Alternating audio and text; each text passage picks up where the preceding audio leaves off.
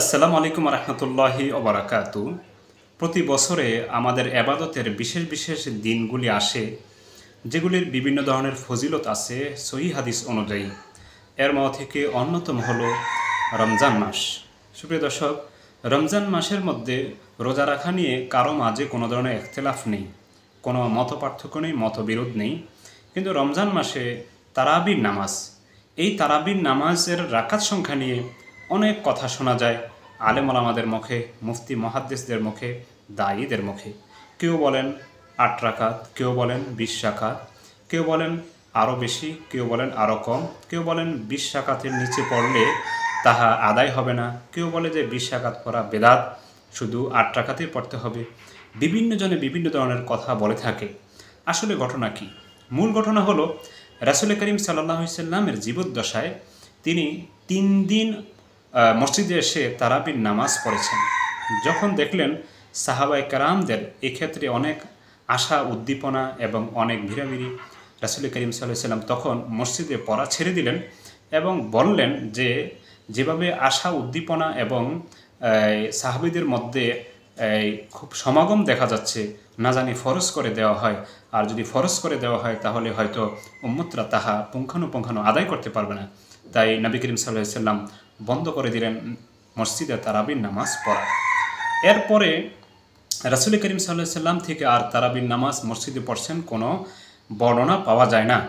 কিন্তু রাসূল করিম সাল্লাল্লাহু আলাইহি সাল্লাম নিয়মিতই তিনি তাহাজ্জুদ নামাজ বা কিয়ামুল লাইল আদায় করতেন, যেটা আয়েশা সিদ্দিকা রাদিয়াল্লাহু আনহার হাদিসের মধ্যে পাওয়া যায়। সেটা পাওয়া যায় ৮ রাকাত। কিন্তু তারপর আবু বকর সিদ্দিক রাদিয়াল্লাহু আনহুর জমানা গেল প্রায় ২.৫ বছর বা ৩.৫ বছর।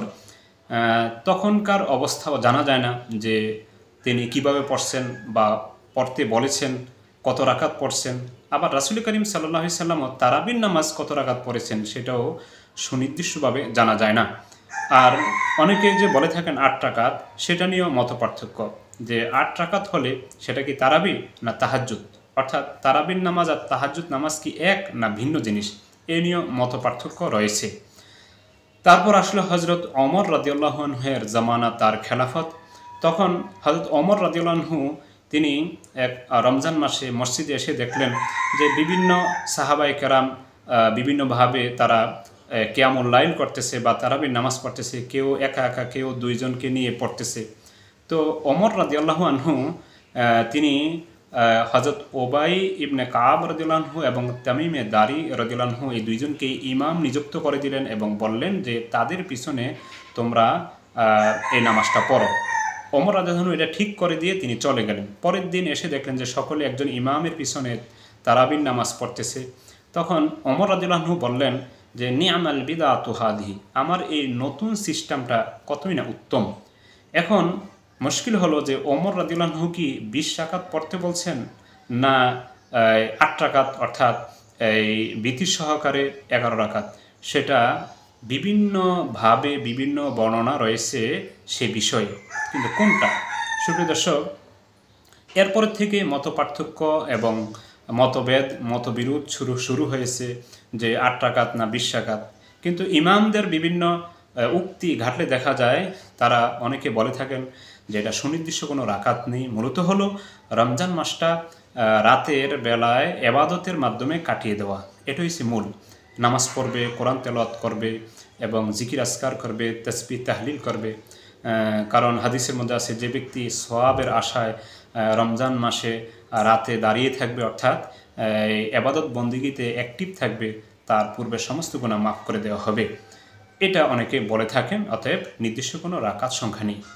তো আমাদের বাংলাদেশের মধ্যে যারা হানাফি মাযহাবী আছেন তারা সকলে এই ক্ষেত্রে একমত যে ইমামগণ ২০ রাকাত পড়তে বলেছেন, আমরা ২০ রাকাতেই পড়ব এবং এটাই তারাবির নামাজ। আর তারাবির নামাজের রাকাত সংখ্যা বেশি। কিন্তু যখন আহলে হাদিস বা সালাফিগণ আমাদের দেশে আসতে শুরু করলেন এবং মদিনা থেকে তারা শিক্ষা নিয়ে আমাদের দেশে ইসলাম প্রচার প্রসার শুরু করলেন, তারা ৮ রাকাতের কথা খুব জোর দিয়ে বলতে শুরু করলেন। তো আরব কান্ট্রির মধ্যে সবচেয়ে গ্রহণযোগ্য ইফতা বিভাগ আল লাজনাতুদ দায়মা, সেখানে আমি যথেষ্ট পরিমাণ স্টাডি করেছি, যথেষ্ট পরিমাণ আমি ঘাটাঘাটি করেছি তাদের ওয়েবসাইটটা। তারা সকল বর্ণনা, সকল মত একত্রিত করে তারা বলেছেন যে তারাবির নামাজ 20 রাকাত হলো সুন্নতে গালেবাহ। তারাবির নামাজ 20 রাকাত হলো সুন্নতে গালেবাহ, অর্থাৎ যে গালেব প্রবল সুন্নত হয়েছে 20 রাকাত। এরপরে বলছেন ওয়াল আমরু ওয়াসিউন, তবে এই বিষয়টা প্রশস্ত, কেউ চাইলে কমও পড়তে পারে, যে দীর্ঘ সময় নিয়ে, আবার বেশিও পড়তে পারে। তো যারা বাংলাদেশের মধ্যে সালাফিগণ আছেন এবং আহলে হাদিসগণ আছেন, তারা কিছুটা বাড়াবাড়ি করে ফেলেন, কারণ তারা যেখান থেকে শিক্ষা গ্রহণ করে বাংলাদেশে এলেম ছড়াচ্ছেন এবং বক্তৃতা দিচ্ছেন, সেখানের মুফতিরে বলছেন যে 20 রাকাত হলো সুন্নতে গালেবা, গালেব সুন্নত, প্রবল সুন্নত। আর শরীয়তের মধ্যে প্রবলটাকে প্রাধান্য দেওয়া হয়। যেমন কোনো ব্যক্তি যদি নামাজের রাকাত সংখ্যা নিয়ে দ্বিধাদ্বন্দ্বে পড়ে যায়, যে আমি কি 3 রাকাত পড়ছি না 4 রাকাত পড়েছি, তো তার মন যেদিকে সায় দেয়, অর্থাৎ তার মনটা যেদিকে বেশি ঝুঁকে যে আমি 3 রাকাতে পড়ছি, তাহলে সেই হিসাবে সে নামাজটা চালিয়ে নেবে। আবার মানুষ যদি কোনো কিছু কেনাকাটা করতে যায়, কোনো কিছু আনতে যায় মানুষের নিকট থেকে, তাহলে সবাই চেষ্টা করে যে ভালোটা নিতে, যেটা তার মনে সায় দেয় যে এই জিনিসটা বেশি মনে হয় যে ভালো, সেটাই গ্রহণ করে। তাহলে এই হিসাবে 20 রাকাতটাই প্রাধান্য দেওয়া উচিত। তবে কেউ যদি 20 রাকাতের কম পড়ে এবং দীর্ঘ সময় নিয়ে পড়ে, সেটাকেও বলা যাবে না যে তারাবি হয় নাই। আবার কেউ যদি 2 রাকাত 2 রাকাত করে তার চেয়ে বেশিও পড়ে, তাহলে সেটাকেও বলা যাবে না যে তার তারাবি হয় নাই, কারণ 20 রাকাত পড়লে এর মধ্যে 8 রাকাতও আছে। আর যদি কেউ 30 রাকাত পড়ে, তাহলে এর মধ্যে 20 রাকাতও আছে। অতএব বিষয়টা এরকম আমরা ধরে নিই যে 20 রাকাতটাই প্রবল সুন্নত, এটাই বেশি প্রাধান্য। তবে কেউ যদি আসছে কম করে অথবা বেশি করে, এ নিয়ে কোনো দ্বিধাদ্বন্দ্বের প্রয়োজন নেই। মসজিদের মধ্যে কেউ যদি চায় যে ওই মসজিদে সকলে মিলে 20 রাকাত পড়বে, তাহলে সেখানে অন্যে 8 রাকাতে আনা অথবা 11 রাকাতে আনা অথবা 10 রাকাতে আনা, আর এই সমস্ত কথা বললেন, এই ফাসাদ ফিতনা বিভক্তির কোনো প্রয়োজন নেই। আর যদি কোনো মসজিদের মধ্যে সবাই মিলে 8 রাকাত পড়ে, তাহলে সেখানেও 20 রাকাত নিয়ে কোনো ফাড়াফাড়ির কোনো দরকার নেই। আপনি 8 রাকাত পড়ার পরে আরও পড়তে চাইলে আপনি একবারে সাহারি পর্যন্ত মনোযোগ দিয়ে 2 রাকাত 2 রাকাত করে পড়তে থাকেন। আপনি যদি লম্বা সূরা না পারেন, তাহলে একই রাকাতে সূরা ইখলাস অথবা সূরা ইখলাস, সূরা ফিল বা যে সূরাগুলি ছোট ছোট আছে, এক একটাকে পড়েন 20 বার, এক এক রাকাতে পড়েন 40 বার, তাহলে লম্বা হলো। আবার সিজদার মধ্যে গিয়েও সেখানে দীর্ঘ সময় কাটান, সুবহান রাব্বিয়াল আলা 3 বার না পড়ে আপনি পড়েন 20 বার, পড়েন 100 বার, পড়েন 200 বার, সমস্যা নেই।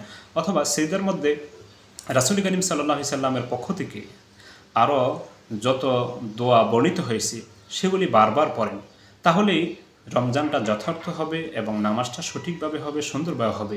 এখানে কোনো মতবিরোধের প্রয়োজন নেই। সুপ্রিয় দর্শক, আশা করি সকলে বিষয়টি বুঝতে পেরেছেন। আল্লাহ তাআলা সকলকে রমজান মাসটাকে সঠিকভাবে আদায় করার এবং পালন করার তৌফিক দান করুন। আমিন। আসসালামু আলাইকুম।